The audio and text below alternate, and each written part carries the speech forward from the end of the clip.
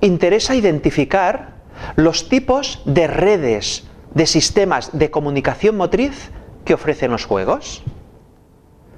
Por lo tanto, ¿qué tipo de redes de comunicación motriz podemos emplear sirviéndonos de los juegos y los deportes? ¿Podemos promover? La estructura de relaciones de cualquier juego puede corresponder inicialmente a una red de comunicaciones motrices de dos tipos, es decir, exclusiva o ambivalente. Atendiendo este primer criterio, indicaremos que la red de comunicaciones motrices es exclusiva cuando dos jugadores son inequívocamente compañeros o adversarios. Es decir, se permite identificar en ese juego quién es el compañero y distinguirlo del adversario. Cada persona potencialmente se asocia a alguien que es mi amigo o mi enemigo en el juego. Es el caso de los deportes o juegos de cooperación que identifican claramente a los compañeros. Compañeros en el ejemplo de la gimnasia rítmica de conjunto, compañeras en la natación sincronizada, también en el patinaje artístico por parejas, compañeros en el acrosport y también compañeros en los juegos cooperativos con paracaídas. Del mismo modo, está presente en los deportes o juegos de oposición, al reconocer con claridad, al ser la red exclusiva, a los adversarios. Por ejemplo, en el tenis, en el judo y en los juegos de persecución, en los que se puede identificar claramente al rival. En los juegos de persecución se identifica un cazador sobre las liebres. Ambos tienen intereses distintos, se oponen. En los juegos o deportes de equipo, de cooperación y oposición, se distinguen claramente los jugadores de mi equipo de los participantes contrarios que actúan con el equipo rival, como puede ser el ejemplo del fútbol, el baloncesto, el voleibol o de juegos como el tiro o balón prisionero. La red, siguiendo este primer criterio, en lugar de ser exclusiva, la red de comunicación motriz puede ser ambivalente. Y será ambivalente si dos jugadores en ese juego pueden ser al mismo tiempo compañeros y adversarios, dependiendo de su voluntad. Es el caso de algunos juegos, como el ejemplo de las 4 esquinas. En este juego, cualquier jugador de una esquina puede ponerse de acuerdo y favorecer a otro compañero que esté situado en otra esquina para permutar, para intercambiar esa posición de la esquina. En este caso, esos jugadores de las esquinas actúan como compañeros, manifiestan una cooperación entre ellos y a la vez actúan como rivales del jugador que está situado en el medio del campo de juego. Pero lo extraordinario es que en este mismo juego, los jugadores de una esquina pueden pasar en cualquier momento de ser compañeros adversarios y traicionarse.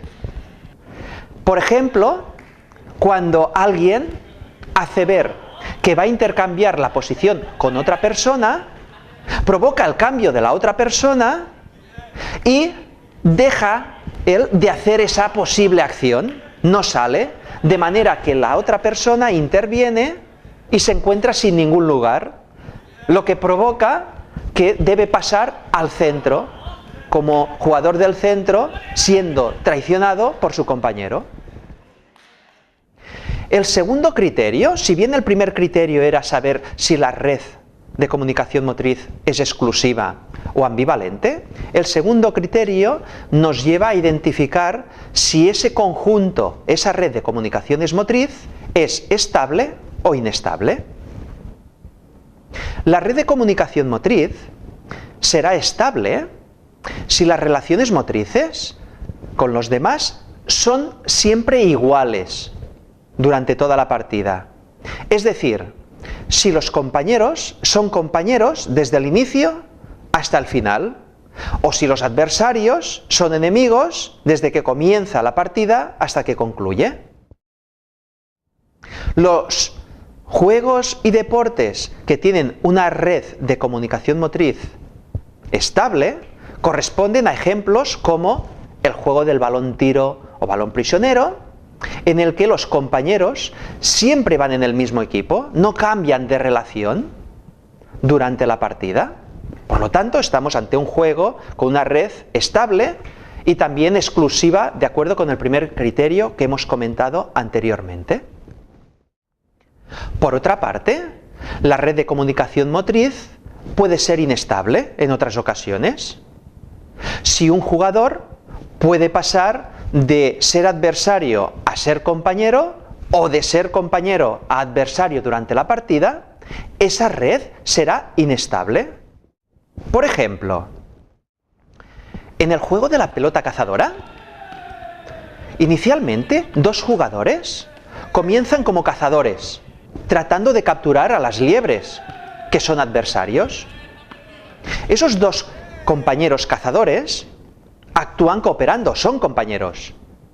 Y a su vez actúan como adversarios de las demás personas, de las liebres, se oponen a las liebres. Entre las liebres, a priori, las personas que escapan, no hay ninguna relación de cooperación, ni tampoco de oposición, ya que cada persona se mueve por libre, tratando de no ser cazada. Ahora bien, en este juego, cuando una de las personas que huye, una liebre, es capturada por uno de los cazadores, las reglas exigen que esa persona forme parte ahora del equipo de cazadores. Así pues, la persona que al inicio del juego era adversaria de los cazadores, pasa de repente a ser compañera ya para lo largo de la partida. Mientras que al respecto, el resto de liebres, la relación anterior de indiferencia, ahora ha cambiado respecto a esta liebre, porque es una nueva persona cazadora y ahora van a recibir relaciones de oposición. Así pues, estamos ante una red de comunicación motriz exclusiva, porque se distingue siempre quién es cazador, quién es liebre, pero también, y se sabe quién es compañero y adversario, pero también esa red de comunicación motriz es inestable, ya que los adversarios de antes se convierten ahora en compañeros. En el caso de las cuatro esquinas, el juego nos permite cambiar constantemente e intercambiar las traiciones y alianzas.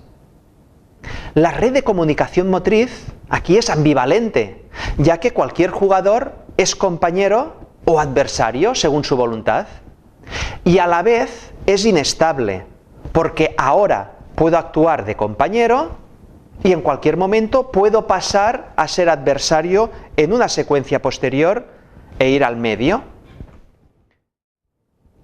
Desde un punto de vista pedagógico, es muy interesante educar a los alumnos mediante todo tipo de redes de comunicación motriz, mediante todo tipo de sistemas de relación, ya sean redes exclusivas y ambivalentes, y también estables e inestables, puesto que de este modo la persona aprende a adaptarse a un gran abanico de relaciones interpersonales, tal y como acontece, tal y como sucede en la vida diaria.